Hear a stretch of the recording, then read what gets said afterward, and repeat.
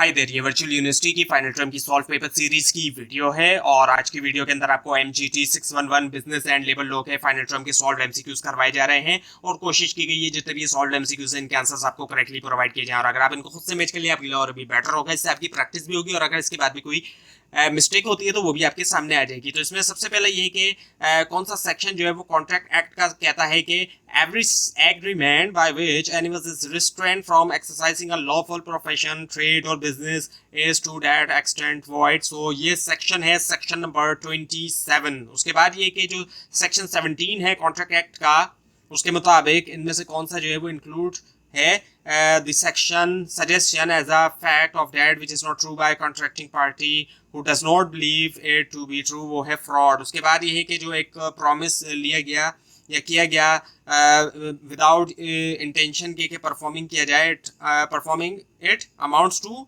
क्या है, फ्रॉड। और उसके बाद ये कि इनमें से कौन सी जो है वो which of the following is termed as science of civil law, वो है ज्यूरिस्प्रूडेंस। उसके बाद ये कि कौन सा सेक्शन जो है वो कॉन्ट्रैक्ट एक्ट का प्रोवाइड करता है test of soundness of mind to make a contract, वो है सेक्शन नंबर 12। उसके बाद ये कि competent parties to a valid contract are defined है कौन से सेक्शन में कॉन्ट्रैक्ट एक्ट के, वो है सेक्शन नंबर 11। उसके बाद ये है कि इनमें से कौन सी जो है वो which of the following study करता है जो बेसिक प्रिंसिपल्स हैं सिविल लॉ के, वो है एनालिटिकल ज्यूरिस्प्रूडेंस। उसके बाद ये कि कमिटिंग या फिर थ्रेटनिंग टू कमिट कोई भी forbidden act by penal Pakistan penal committee, वो कहलाता है क्या, कोर्जन कहलाता है वो। उसके बाद ये कि कोर्जन जो है वो कमिटिंग या फिर threatening to committing any act forbidden by home, so इसका जवाब है पाकिस्तान पीनल कोड। और उसके बाद ये कि एक पर्सन जो कि प्रॉमिस करता है टू कंपनसेट करने का the loss in a contract of identity, वो कहलाता है आइडेंटिफायर। और उसके बाद ये है कि common rule of law is that, वो ये है कि देर इज नो फ्रॉड, कोई फ्रॉड नहीं है अगर there is no damage of other party, अगर कोई डैमेज नहीं है दूसरी पार्टी का। उसके बाद ये कि मिस्टर ए जो है वो डिलीवर करता है एक पीस ऑफ क्लॉथ टेलर को सूट बनाने के लिए, सो दिस इज ये क्या है, कॉन्ट्रैक्ट ऑफ बेलमेंट है। उसके बाद है कि competent party to a valid contract are defined है कौन से सेक्शन में, कॉन्ट्रैक्ट एक्ट के सेक्शन नंबर 11 में। उसके बाद ये है कि एक कॉन्ट्रैक्ट टू डू होना या फिर नॉट टू डू समथिंग, एक कॉन्ट्रैक्ट होना टू डू या फिर not to do something if some event collateral to such contract does और डज नॉट हैपन, इसका वो कहलाता है क्या, कंटिंजेंट कॉन्ट्रैक्ट। उसके बाद ये कि जो सेक्शन 10 है कॉन्ट्रैक्ट एक्ट का, an agreement in order to become a valid contract must not be one of those that are expressly declared to be dash by the law, वो है वॉइड। उसके बाद ये कि जब एक पार्टी जो है वो party to contract undertakes to perform an impossibility the contract becomes, तो कॉन्ट्रैक्ट क्या बन जाता है, वॉइड बन जाता है।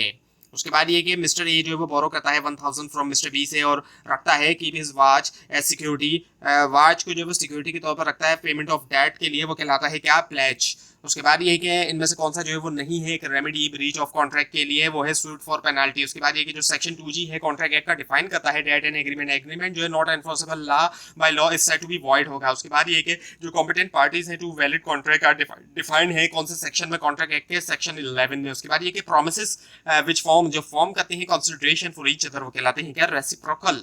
उसके बाद ये कि एक पर्सन पॉजिटिवली असर्ट करता है कि जो फैक्ट है वो ट्रू है बट इन्फॉर्मेशन जो है वो does not warrant it to be so, though it believed to be true, this is the case of, ये किसका केस है, ये है मिसरिप्रेजेंटेशन का। उसके बाद ये कि कौन सा सेक्शन जो कॉन्ट्रैक्ट एक्ट का प्रोवाइड करता है test of soundness of mind to make a contract, वो है सेक्शन नंबर 12। उसके बाद ये कि इनमें से कौन सा जो एक एसेंशियल है कॉन्ट्रैक्ट, एक कॉन्ट्रैक्ट ऑफ गारंटी का, वो है all of the given option, जिसके अंदर कंसीडरेशन ऑफ कॉन्ट्रैक्ट भी है, अवॉइडेंस ऑफ मिसरिप्रेजेंटेशन है, कैन बी ऑरल और रिटन भी है। उसके बाद ये कि अनलॉफुल डिटेंशन जो किसी भी प्रॉपर्टी का बिलोंग करता है, बिलोंगिंग टू अनदर, दूसरे से belonging to another with a view to obtain his consent amount to, ये है कॉर्जन।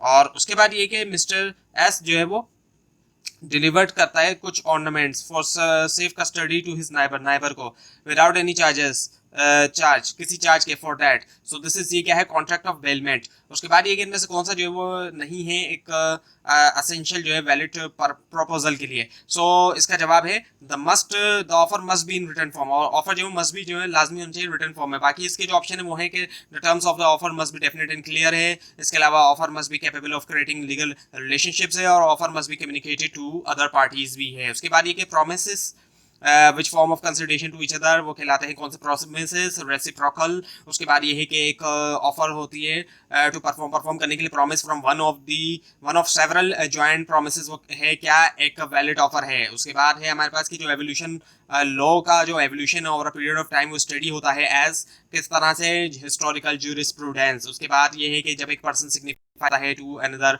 हिज विलिंगनेस टू डू और to abstain from doing anything with a view to obtaining the assent of that other to such act or abstinence, he is according to section 2A of contract act set 2 क्या है, ये make a proposal। इसके जवाब उसके बाद ये कि जो principle of law as they currently exist are study होते हैं किसके अंदर, इनमें से किसके अंदर, वो है एनालिटिकल ज्यूरिस्प्रूडेंस। उसके बाद ये कि इनमें से कौन सा जो है वो डील करता है with the law that should be in an ideal state, वो है एथिकल ज्यूरिस्प्रूडेंस। उसके बाद ये कि बाय डेफिनेशन कॉन्ट्रैक्ट क्या है, इनमें से both an agreement and legal obligation, इनके एक एग्रीमेंट भी है और एक लीगल ऑब्लिगेशन भी है। उसके बाद ये कि जो सेक्शन ई है कॉन्ट्रैक्ट एक्ट का, एवरी प्रॉमिस जो है and every set of promises forming the consideration of each other, वो क्या है, एक एग्रीमेंट है। उसके बाद ये कि consent cause by fraud makes a contract, वो क्या कर देता है, कॉन्ट्रैक्ट को वॉइडेबल कर देता है। उसके बाद ये कि तमाम जितने भी ऑप्शंस हैं वो एग्रीमेंट्स हैं जो कि एक्सप्रेसली डिक्लेयर्ड होते हैं वॉइड बाय द लॉ, सिवाय के एक्सेप्शन को छोड़ के वो है एग्रीमेंट मेड विद कंसिडरेशन। बाकी जो है वो है agreement in restraint of marriage है, agreements in restraint of trade है, और agreement by way of wager भी है। उसके बाद ये है कि जो सेक्शन 148 है कॉन्ट्रैक्ट एक्ट 1872 का, सो जो डिलीवरी होती है गुड्स की एक पार्टी की दूसरी पार्टी को कुछ पर्पसेस के लिए upon a contract that these shall be return होंगी जब प्रॉमिस जो है कंप्लीट होगा, कहलाता है क्या, बेलमेंट। उसके बाद ये कि एक पर्सन जो कि अपॉइंट होता है जनरल मैनेजर के तौर पे एक फर्म का, सो इनमें से कौन सा जो है वो मोस्ट सुइटेबल टाइटल है उसके लिए, वो है जनरल एजेंट। उसके बाद ये कि जो समीना है उसने प्रॉमिस किया एम्प्लॉय के लिए नाइला को फॉर अ सैलरी जो है वो 3000 की फ्रॉम सितंबर नेक्स्ट।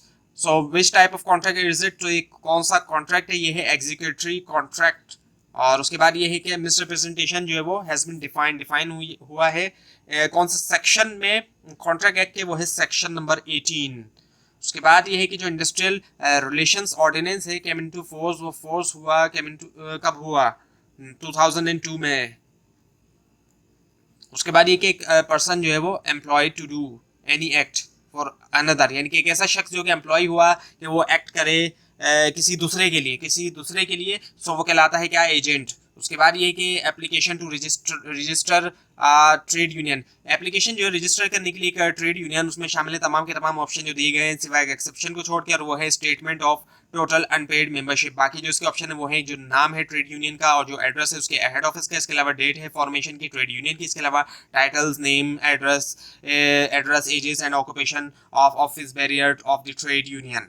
उसके बाद ये कि इनमें से जो है कौन सा ट्रू है, एसेंशियल्स के बारे में जो valid acceptance of bill of exchange के हैं वो हैं ऑल ऑफ द गिवन जितने भी हैं, यानी कि ये राइटिंग के अंदर होना चाहिए, साइन बाय ड्रॉई और हिज एजेंट भी होना चाहिए, और acceptance must be appear on the bill होना चाहिए। उसके बाद ये कि इनमें से जितने भी हैं वो पावर है ट्रस्टी के सिवाय एक्सेप्शन को छोड़ के है, वो है टू यूज करना प्रॉपर्टी फॉर एनी पर्पस। बाकी जो इसके ऑप्शन है वो है सेल करना ट्रस्ट प्रॉपर्टी, अप्लाई करना property for the benefit of the minor और टू गिव रिसिप्ट। उसके बाद ये कि जो कंपनी ऑर्डिनेंस है 1984 का, उसने रिप्लेस किया था इनमें से किसको, उसने रिप्लेस किया था कंपनीज एक्ट 1913 को।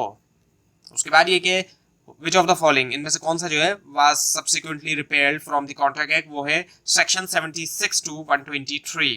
और उसके बाद ये कि कंपनी ऑर्डिनेंस 1984 के मुताबिक जो मैक्सिमम नंबर है फर्म के, maximum number of firm person in a firm, जो मैक्सिमम जो नंबर है मेंबर्स, लोग हैं एक्चुअली मेंबर्स नहीं है बल्कि जो लोग हैं फर्म के अंदर वो कितने होने चाहिए मैक्सिमम, वो है 50 पर्सन्स। उसके बाद ये कि एक statement of ethics and business practice, एक स्टेटमेंट ऑफ एथिक्स और बिजनेस प्रैक्टिस डायरेक्टर्स के लिए, एम्प्लॉयज के लिए एक लिस्टेड कंपनी के का प्रिपेयर्ड होता है, कौन करता है, बोर्ड ऑफ डायरेक्टर्स। उसके बाद ये कि जो ट्रांसफर होती है ऑनरशिप की in exchange for a price, price के बदले में पेड हुआ या प्रॉमिस हुआ या पार्ट पेड हुआ और पार्ट प्रॉमिस्ड हुआ, वो कहलाता है क्या, सेल।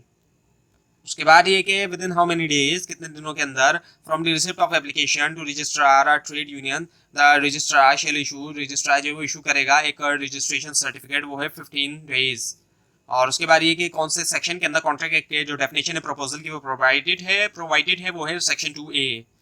उसके बाद ये कि जब एक पार्टी जो है वो a party to contract undertakes to perform करने यानी एक इम्पॉसिबिलिटी को, कॉन्ट्रैक्ट क्या बन जाता है, वॉइड बन जाता है। उसके बाद ये कि जो लीगल सोर्सेज से लॉ की इंक्लूड है उसमें तमाम की तमाम चीजें सिवाय एक को छोड़ के वो है बिजनेस। बाकी जो इसका ऑप्शन है वो है प्रेसिडेंट, कस्टम्स एंड एग्रीमेंट।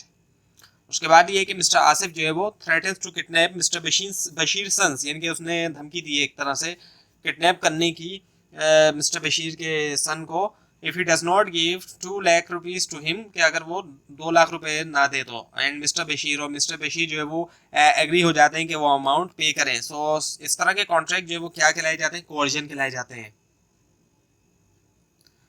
उसके बाद है क्या, अनड्यू इन्फ्लुएंस इज डिस्क्राइब हुआ है कौन से एक्ट के, वो है सेक्शन नंबर 16। और उसके बाद ये कि जो डेफिनेशन है कॉन्ट्रैक्ट की वो प्रोवाइड हुई है by which section of the contract है, कौन से सेक्शन में कॉन्ट्रैक्ट एक्ट के, वो है सेक्शन 2H। और उसके बाद ये कि व्हेन बोथ पार्टीज, जब बोथ कॉन्ट्रैक्टिंग पार्टीज, जब दोनों कॉन्ट्रैक्टिंग पार्टीज जो है वो कंप्लीटली परफॉर्म कर चुकी हैं अपनी ऑब्लिगेशन, तो कॉन्ट्रैक्ट कहलाता है क्या, एग्जीक्यूटेड कॉन्ट्रैक्ट। तो ये थी आज की वीडियो। आपको अगर इस बारे में कोई भी क्वेश्चन है तो नीचे कमेंट कीजिए। इस फाइल में कोई मिस्टेक दिखाई दे वो भी जरूर हाईलाइट कीजिए, और ये फाइल नीचे डिस्क्रिप्शन बॉक्स में दिए गए लिंक से हासिल कर सकते हैं। लेकिन अगर आपको लिंक ना दिखाई दे उसके लिए आप नीचे कमेंट कीजिए, और इस पूरी सीरीज को देखने के लिए इस चैनल को सब्सक्राइब कीजिए, बेल आइकन के ऊपर क्लिक कीजिए। Thanks for watching this video and best of luck for your exams.